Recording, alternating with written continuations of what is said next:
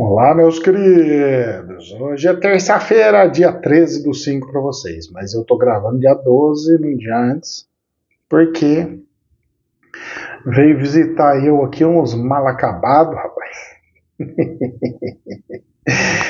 Veio seu Edson aqui, visita nós. Rapaz do céu. Veio o profeta, veio minha mãe. Tá aí, estão lá tudo passeando pra cá, pra baixo, pra cima, pra baixo. E só pronto, rapaz, eu não sei o que tem na cabeça esses velhos, rapaz. Chega aqui, ó, sem brincadeira, banana, eu trouxe toda a banana aqui pra mim que eu vou falar pra vocês. Se eu fizer tudo doce de banana, eu acho que.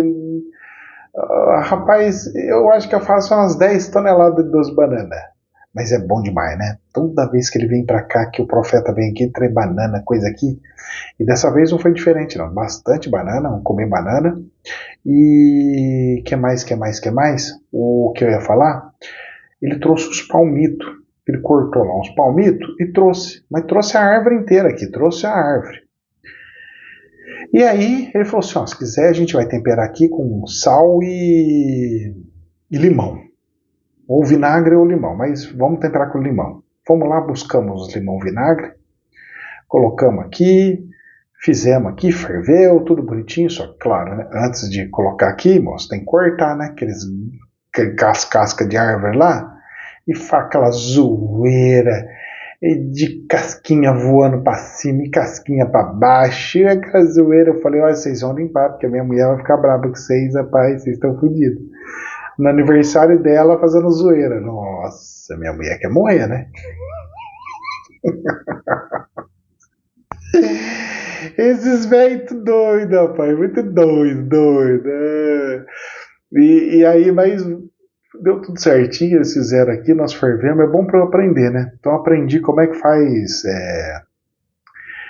como é que faz, como é que chama? De coisa, palmito, aprendi a fazer palmito. Ó, mais uma que eu aprendi. E que mais? Eu tinha pedido pro seu Edson trazer um café que eu tava com vontade, que o café daqui é ruim, cara. Nossa. Eu tô experimentando ainda, um de cada tipo aqui, né? Mas, moço, não vai. É igual tem gente que fala assim, eu gosto do café Melita. Pff, eu não gosto. Pra mim tem um gosto marcante, sabe? Fica aquele gosto no fundo da língua. E aí o seu Edson pegou e me trouxe o café que eu queria. Só que aí o que o homem me faz? O homem me traz um café extra forte. Será que ele não entende que café extra forte não presta? Café extra forte, moço. Quem que toma aquele trem é casca torrada? Deus o livre. Mas tá aí, vai ficar aí, tem que tomar. Nossa, Deus do céu. Olha, só Deus na causa. Pela misericórdia. Mas pelo menos ele trouxe um pacote do que eu queria, que eu sempre gostei de comer. São Joaquim. Aí ele me trouxe um normal e trouxe um extra forte. O extra forte eu não vou tomar, porque fica com gosto na boca e pra mim não dá certo. Aí eu arrumei pra eles pegar e sair, falei, vai conhecer a cidade. Peguei o cara aqui, o Batata, falei, Batata, pega eles aqui, bota o combustível aí e sai andando na cidade para ele conhecer a cidade inteira, saber que bairro que é bom, esse bairro é bom, esse bairro não é bom, esse bairro é bom, esse bairro não é bom. Vai dar umas piruletas para ele saber que bairro que presta, que bairro que não presta. Dá umas voltas aí com eles, para você saber o que é, o que não é. Aí ele pegou ele aqui e foi lá. Falei, eu vou tomar meu banho, já vou me preparar para a live da segunda-feira, porque tem aula, e já ficar prontinho. Já falei assim, eu vou gravar hoje mesmo o vídeo, porque vai chegar amanhã, esses mal acabados vai querer acordar tarde, eu vou ficar fazendo barulheira aí, vai me atrapalhar tudo as minhas gravações e eu vou me lascar com esse negócio de gravação. Falei, eu vou fazer hoje, adiantar esse trem aqui, para não ter dor de cabeça. Então assim estou fazendo. Meus queridos, o aniversário da patroa, feliz. Pelo menos com gente aqui em casa, as coisas ficam mais feliz, graças a Deus. Dólar, essas coisas, tudo no igual, não subiu nem caiu, tá tudo lindo, maravilhoso, bolsa ficou no 0 a 0, tá tudo beleza, tudo como se não tivesse nada acontecido no planeta, vamos andando pra frente. Jornal da CNN. Ibovespa e dólar fecham em alta com trégua tarifária entre Estados Unidos e China. Uma mentira sem tamanho, né? Acabei de ver a bolsa fechada, não teve nada de alta, ficou no 0 a 0. O dólar ficou no 0 a 0 praticamente. Então, o negócio aqui não dá, né? Quem lê isso aqui acha que é verdade, e não é. Mercado de ações em todo o mundo, em todo o planeta, subiram após Estados Unidos e China concordarem em reduzir drasticamente as tarifas sobre os produtos um do outro por um período inicial de 90 dias. Aí sim, realmente a bolsa dos Estados Unidos e da China subiram bastante, estavam todos felizes. Felizes. Só que são 90 dias, né? E passa correndo. E eu só observo. Vamos ver até onde chega isso daí, como é que chega, como é que vai ser, como é que não vai ser, certo? E a gente vai acompanhando as cenas do próximo capítulo. Muito bem. Jornal BBC News. China corteja Brasil após tarifaço de Donald Trump, diz New York Times. Olha só que interessante. Uma reportagem do jornal americano The New York Times, na segunda-feira, afirma que a China está cortejando o Brasil e a América Latina, diante do momento em tensões vividas nas relações das regiões com os Estados Unidos. Em um texto intitulado China corteja Lula e América Latina após choque de tarifas de Trump, assinado pelo correspondente do Jornal da China. O jornal afirma que o presidente americano Donald Trump vem tentando atrair a América Latina para sua esfera de influência, algo que lembra a doutrina Monroe, a política externa dos Estados Unidos no século XIX, que alertava a Europa para não interferir politicamente na América Latina. Muitos governos latino-americanos também querem manter Pequim ao seu lado, principalmente como um parceiro econômico, mas para alguns também como um contrapeso ao poder dos Estados Unidos, disseram especialistas, segundo o jornal americano. O The New York Times destacou uma fala do vice-ministro das Relações Exteriores da China, Miao Deyu. O que pessoas da América Latina e do Caribe querem é independência e autodeterminação, e não a chamada nova doutrina Monroe. E assim eu vou vendo e caminhando para ver o que vai virando aqui. Certo? Então, a China está cortejando o Brasil e a América Latina? Tá. E os Estados Unidos, numa brincadeira dessa, pode se lascar? Pode. E acaba se lascando. E eu só observo, vou vendo até onde vai chegando isso daqui. Jornal BBC News. E se o Brasil tivesse que escolher entre China ou os Estados Unidos? Como diz Trump? E aí que nós vamos ver, só um segundinho. E aí a gente vai vendo aqui, e se o Brasil tivesse que escolher entre China ou Estados Unidos, como diz Donald Trump? A coisa é bem doida. Já pensou se chegar nesse ponto? E como é que fica o Brasil? Será que o Brasil conseguiria fazer isso que precisa fazer ou não? Será que daria certo ou não? Como é que funciona isso daí? O presidente Lula se encontra nessa semana com o presidente da China, Xi Jinping, em Pequim. Será o terceiro encontro oficial entre os dois desde Lula assumiu o terceiro mandato em janeiro de 2023, ou seja, direto, uma hora atrás da outra, o Brasil fazendo reunião com o presidente da China, um atrás do outro.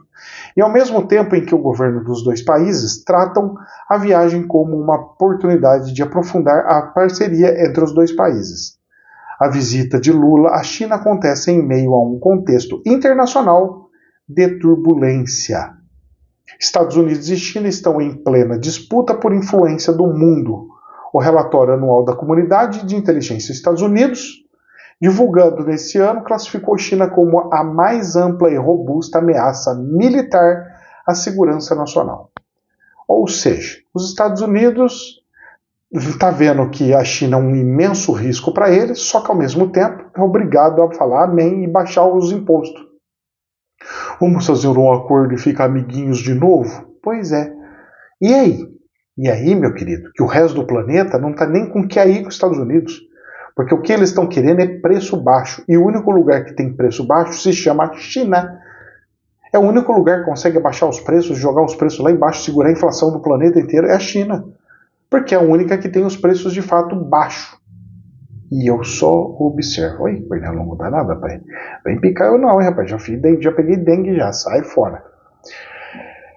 E eu só observo essas loucuras.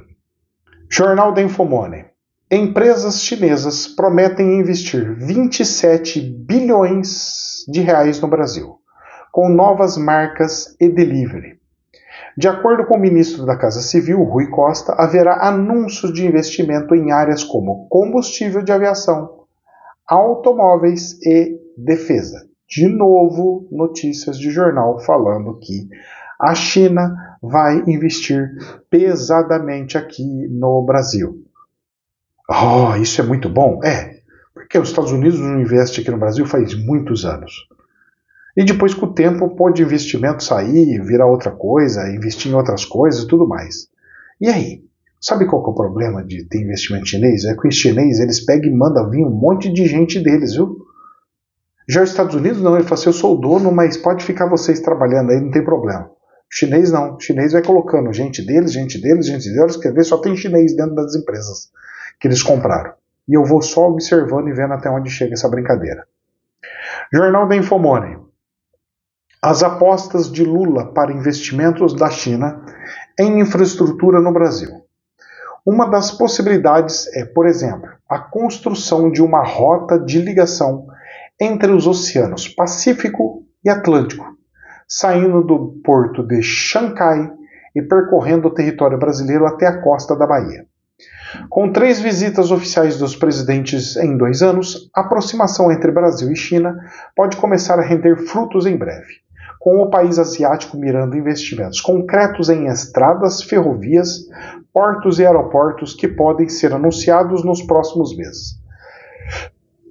Mas, professor, os caras estão investindo pesado, vão chegar com tudo? Vão. Mas tudo isso por causa dos Estados Unidos só acelerou, porque eles já estavam investindo no Brasil. O que está acontecendo é aceleração dos investimentos. Porque eles estavam pulverizando um pouquinho aqui, um pouquinho ali, um pouquinho lá, um pouquinho aqui, um pouquinho ali, um pouquinho lá. Agora, meu querido, tira tudo dos outros, joga tudo no Brasil, joga tudo aqui nessa região, vamos crescer igual um maluco, vamos fazer um monte de coisa e vamos desenvolver o máximo que der. Exploração total. E eu só observo. Jornal da CNN. Fraude no INSS, enquanto isso no Brasil, o Lula longe daqui, fugindo das coisas, levou o presidente de Congresso, levou tudo, porque são agora tudo amiguinhos.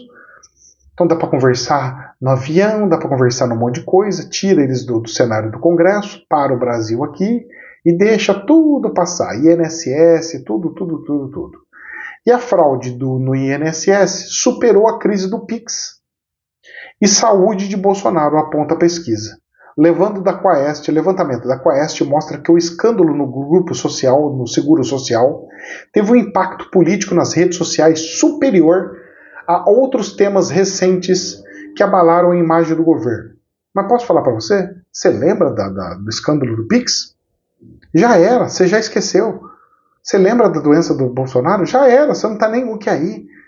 Você lembra do INSS? Mas você já nem está lembrando mais do INSS, já foi embora. O problema é que o brasileiro tem a memória muito curta, não está nem aí e já está acostumado a se lascar. E nessa brincadeira de, tá tudo bom, tá bom, eu já esqueci, já passou. Nessa brincadeira, o pessoal vai nadando de braçada. Olha só essa daqui. Você quer ver como é que nada de braçada? Olha só essa situação. Jornal da Infomoney. MST, Movimento Sem Terra, pressiona governo Lula por 1 bilhão de reais a mais no orçamento da reforma agrária.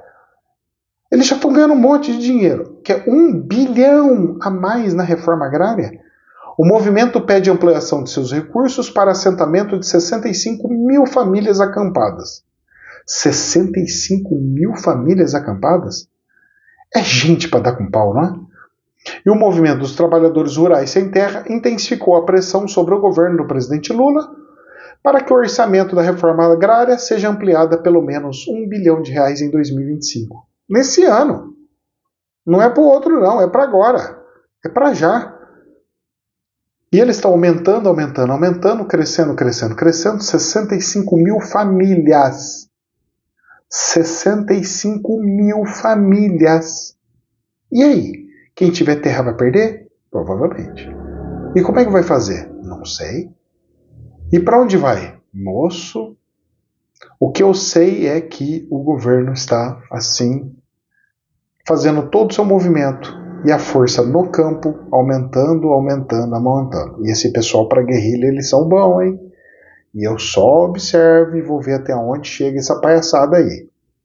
Jornal da Infomoney. Falta de educação financeira desde as categorias de base no futebol. Educação financeira desde as categorias de base no futebol? Diz Mauro Silva. Em entrevista ao programa Game Changers do Infomoney, o ex-jogador da seleção brasileira diz que jogadores de futebol cometem equívoco de investir apenas em passivos como carros e imóveis. E aí depois os caras têm a aposentadoria muito curta, acaba a carreira muito cedo, e depois não consegue arrumar dinheiro, não consegue viver, só que meia dúzia consegue ganhar um monte de dinheiro, e aí? Só que essa falta de educação financeira não é só para base de futebol. Educação financeira é a base para tudo, para qualquer coisa. O único problema que nós temos que tomar cuidado é que se a educação financeira for baseada no ensinamento americano de base econômica, é pior do que não ensinar nada. Por quê? Porque os americanos têm costume de torrar tudo que ganha. Mal ganhou, já gasta tudo. E já outra cultura, tipo japonesa ou outras, ainda tem aquela cultura de guarda o dinheiro. Trabalhou, guarda o dinheiro, e não torra o dinheiro. Então depende da educação financeira, certo? Então, não sei. Mas tá aqui uma coisa interessante que eu vi aqui, eu falei, vou botar aqui no meio desse negócio aqui. E já que estamos falando de investidor, jornal Reuters. Traders rebatizam petróleo venezuelano enviado à China como brasileiro, dizem fontes e rastreadores. Traders rebatizam mais de $1 bilhão em embarques de petróleo venezuelano para a China como petróleo bruto brasileiro no ano passado. De acordo com informações de duas empresas de rastreamento de navios-tanque, documentos empresariais e 4 comerciantes ajudando compradores a reduzir os custos de logísticas e contornar as sanções dos Estados Unidos. É o jeitinho brasileiro. Fala que é brasileiro e tá bom. Fala que saiu não sei o que, mas que não é deles não, que não é petróleo venezuelano, que a gente vai e usa isso daí. Só que os minerais, o petróleo, ele tem rastreio, ele tem identificação. Dá para saber de que lugar do planeta é. Pelas características. Olha que coisa maluca que é isso, hein? E aí, o que acontece é o seguinte, que está tendo transbordo para o petróleo bruto venezuelano e iraniano. Então da Rússia também tá, e de todos os outros também tá? Tá, um monte, uns par aí, tudo brincando, fazendo um monte de coisa. E eu só observo e vou vendo até onde chega essa brincadeira. Agora, já que nós estamos falando disso daí, e outra, hein, a China não tá nem aí. Mas vamos fazer restrição, faz o quanto você quiser, você já tem um monte de restrição pra cima de mim. É só a China comprar de quem que ela quer, acabou com o problema. Acabou com tudo, porque como é que faz? E eu só observo. Jornal DW Brasil. Rússia rejeita a proposta de cessar fogo de 30 dias. Porta-voz do Kremlin considera inaceitável ultimato europeu para cessar fogo de 30 dias. Peskov exige negociações sérias para chegar a uma solução. E o governo alemão volta a ameaçar com novas sanções internacionais. Voltou a ameaçar a Alemanha? Alemanha? Mas o que a Alemanha tem a ver com isso? Olha só essa daqui. Jornal da CNN. A Alemanha dá ultimato para a Rússia aceitar cessar fogo ou enfrentar sanções.